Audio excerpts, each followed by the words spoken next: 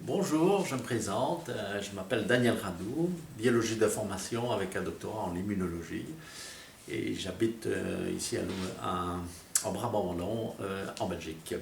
Alors, je souhaite vous parler maintenant d'un sujet qui sont les allergies.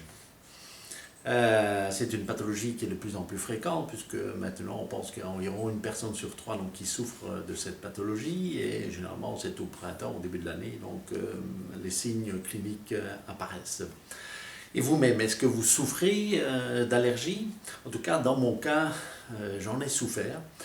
Un jour, je me promenais dans la nature et j'ai fait une crise allergique. Je me suis retrouvé aux soins intensifs.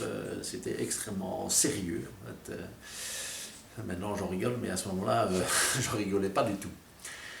Alors aujourd'hui, donc ce sont les allergologues donc, qui gèrent ce type de pathologie. Qu'est-ce qu'ils vous proposent? Eh bien, ils vous proposent des tests, d'abord pour découvrir quelles sont là ou les molécules contre lesquelles vous êtes allergique, et puis ensuite, deuxième étape, c'est de vous en débarrasser donc par les tests de désensibilisation.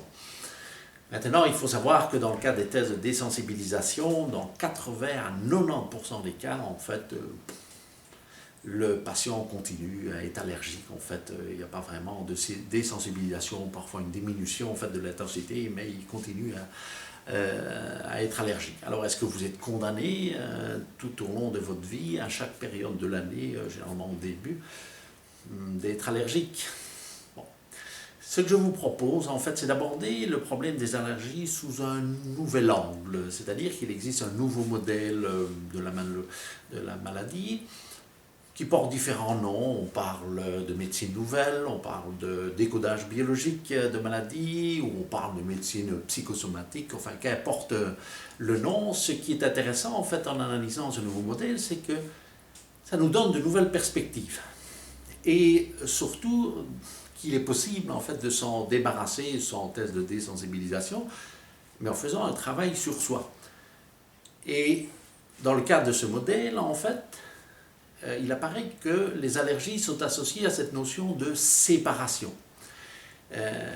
Et quand vous demandez aux allergiques est-ce qu'il y a eu des événements de séparation, dans la majorité des cas, en fait, ils vous disent non, moi, séparation, non, je ne comprends pas très bien, en fait.